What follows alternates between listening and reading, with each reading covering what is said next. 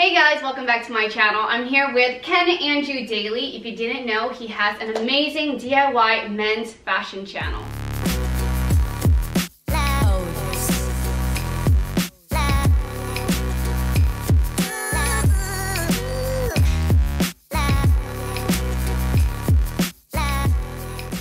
We are back to show the grand reveal on April's side of the challenge, which we talked about in the last video, where we're challenging each other to do the opposite gender's fashion. So for me, I did women's fashion, and for April, she did men's fashion. Make sure you guys head on over to Ken's channel afterwards to see what he made for his girlfriend, and let's get started. Let's do it.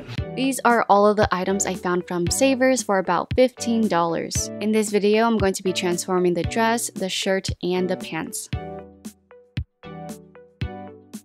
First thing we did was seam rip because I want to mash up the sleeves and collar from the dress shirt to the flannel skirt of the dress.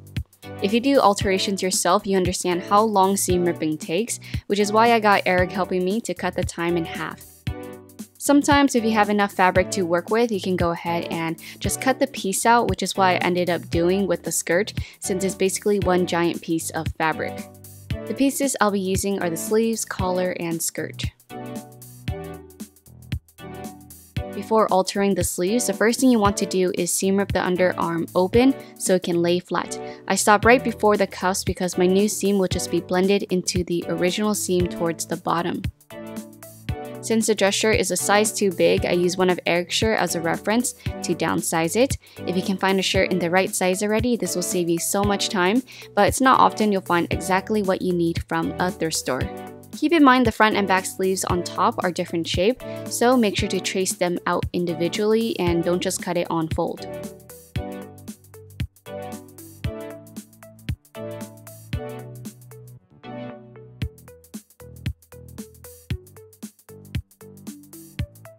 After adjusting the sleeves, go ahead and sew the underarm seam back together.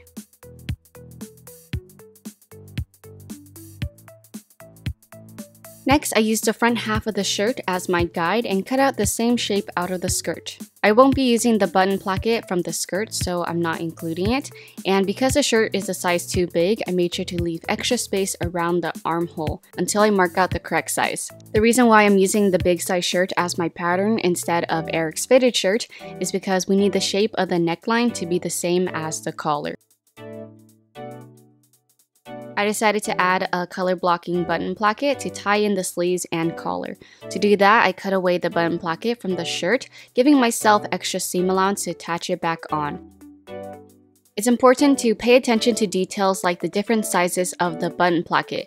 The top placket is a lot wider, so when you button up your shirt, it covers the bottom placket. To transfer the placement of the plackets, I laid it over the front shirt pieces and marked the seam line on the plackets over onto the shirt.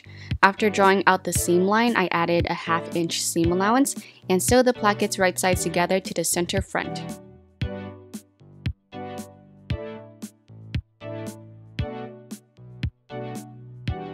I make sure to sew right next to the button placket seam, so when it gets flipped over to the right side, you won't be able to tell that it was from another shirt.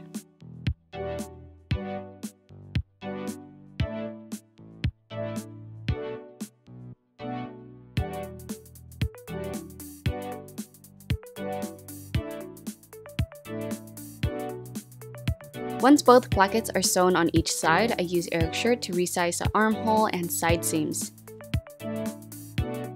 To accurately trace out the shape of the shirt, I smoothed and pinned his shirt down along the center front, the side seams, and armhole. Then the rest is just feeling where those seams are and marking the line underneath.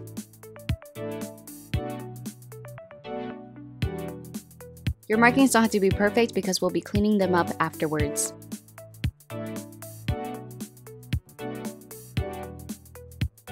For the back shirt pieces, once again, I need to copy the exact shape of the neckline so the collar will fit on the new shirt when we attach it. The back of button-down shirts have a top piece called the yoke, so make sure you mark out that piece. As you can see, I go back and forth using Eric's fitted shirt as a reference so I know how big to make the yoke.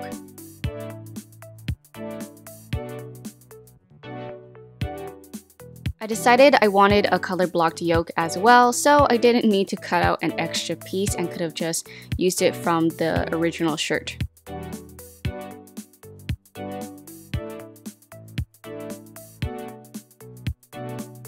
Next, I mark out the rest of the shirt underneath the yoke. Most shirts have pleats in the middle, so be sure to include that into your measurement. If you're unsure, always add more to your measurement because you can always cut any extra material away later.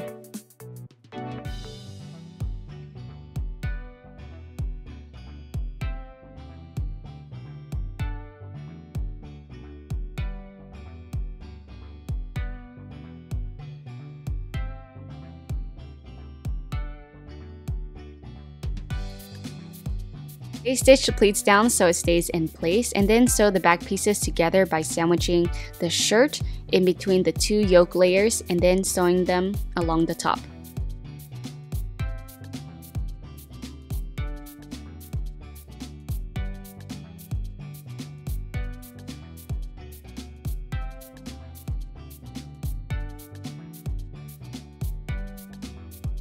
Now I can sew the front and back together along the shoulder seams and side seams.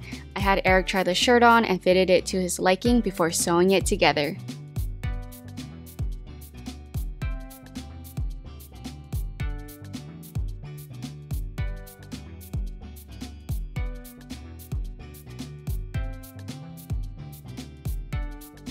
Before attaching the collar, I top stitched the shoulder seam. Pin the collar right side to the neckline starting from the outside and the middle of the neck to make sure that it's evenly distributed. The neckband of the collar has 2 layers and I'm only going to be sewing the outside layer to the shirt first.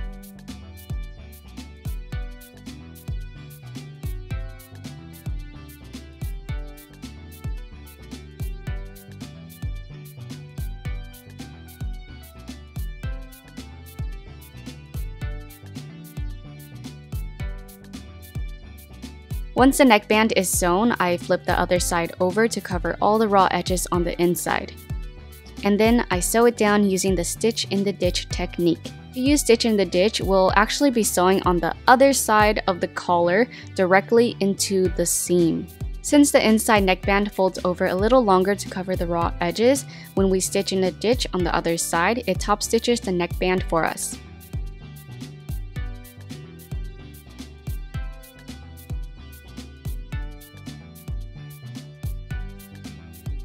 Next, I can finally add the sleeves to the shirt, and most of the time when sewing sleeves into a fitted shirt, you'll have to ease it into the armhole. To ease the sleeves in, first sew 2 rows of basting stitch along the top curve, then pull on the 2 bobbin strings to gather it. Evenly spread the gathers out until it fits the armhole. If made correctly, there shouldn't be any puckering when you sew unless you want a gathered sleeve look.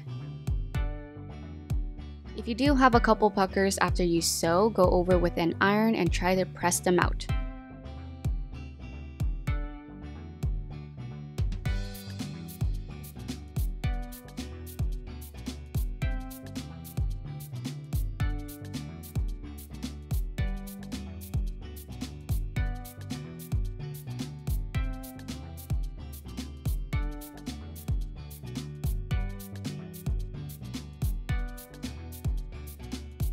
Lastly, I trimmed the bottom of the shirt by copying the same shape from Eric's shirt.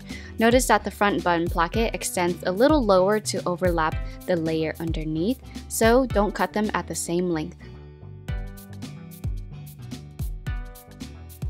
Moving on to the pants, this is a super easy alteration any of you can do at home. Wear the pants inside out and pinch the inner leg seam to feel how tight you want it to fit around your legs. I know some pants have decorative stitches you don't want to get rid of, so take in from whatever side that doesn't have the top stitching. I actually had to take in from both sides of the inner and outer leg because the pants were so wide, which was fine because the pants had no special stitching on either side. I marked the new seam line with chalk and take out the pin so you can take the pants off. You only need to mark one leg because we'll be transferring those same markings onto the other side. To transfer the markings, I fold the pants in half and make sure the seam is laying flat on whatever side I'm marking first. Line up the hem of the pants to make sure everything is even, and then I just put my nail on the chalk line, lift up the pants and transfer the marking underneath. After the pants are marked, I can now sew the new seam lines.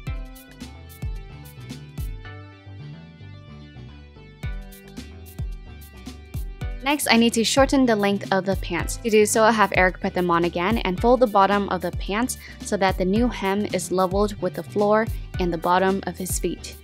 Place a pin in that one spot and then take the pants off to evenly fold the new hemline. Where we place the pin is the length of the pants after it's hemmed. You will still need to measure out additional seam allowance from that marking.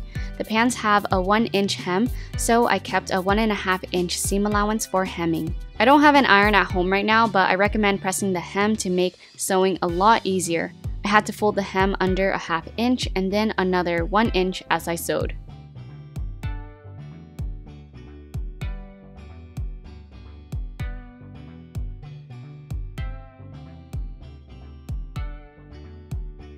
Make sure to trim away the extra leg material inside so it's not bulky, and we're finally finished! It took me one whole day to make both of these items, and here is the final transformation.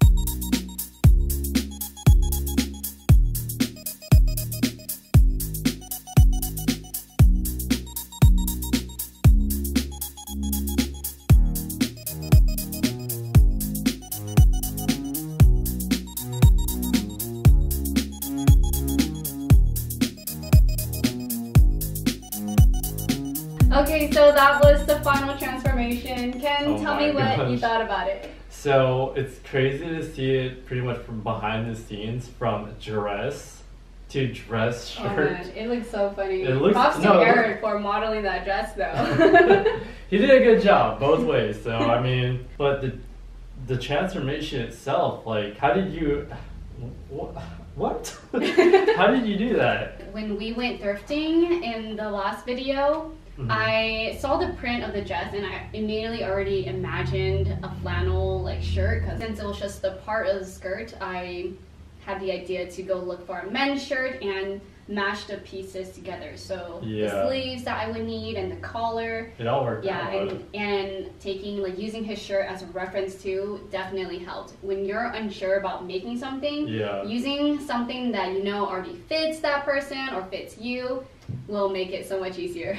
And to think that not only can April do it for women's fashion, she can also do it for men's fashion. I mean, a lot of the clothing that are for men, women also wear those too. Button-up shirts, I know I have some and I wear them, and then taking in a pair of pants that are too wide, women do that as well. So it was all techniques that I've kind of done before, so it wasn't anything new, but I think the hardest part was just coming up with that idea, like, what am I gonna make for a guy? Because my brain just doesn't think that way. It's weird, right? Because you're like, oh, they just wear t-shirts, they just wear pants, that's all we care about. I know. But sometimes there's a little bit more to it, and you kind of brought that out because you could have just straight up made a button up. But you added so much detail to it. Because I feel like there's only so many things you can do with men's fashion. So what is your advice to other people who want to? For me personally, I have like a streetwear background, so a lot of cropped pants, a lot of like taking just dress pants and turning them into like pretty much streetwear. I don't know. I know how else to just make it a little bit tailored to my body structure, because a lot of guys have either they're very thin, they're very built. It just really depends on how they want to look on them. Because some guys like it's really baggy, some really skinny, some really fitted. It really depends on. I think that's the thing. I think a lot of people want like a specific answer on like, oh, like how do you come up with an idea on this? It really is tailoring things to fit your style, Exactly. So he said he had a street style, so all the clothing that he finds at the thrift store that is not street enough for him, Yeah. and he's gonna alter it, you know. So I think that's the thing. Like everyone needs to just like keep in mind that it's not what I thought of, you know. Exactly. It's like why I thought of it. It's because that's my style. So when you go shopping and you go look for things, just think about your own personal style and how you could take something that's not your style and make it more personal. Alright, well, we had so much fun making this collab together. Make sure you guys head over to Ken Andrew Daly's channel to see what he made for his girlfriend. And if you want us to collab again in the future, give this video a thumbs up. I was doing the comment section. And if you guys really want to see the disaster, I'm just kidding, the transformation that I did on my channel, make sure to check out the link down below. I guess we just gotta end the video here. Are we doing my way? Oh yeah, he's gonna show me the way he signs up. Alright, so thanks for watching, guys. Hope to see you guys in the next one, and peace. There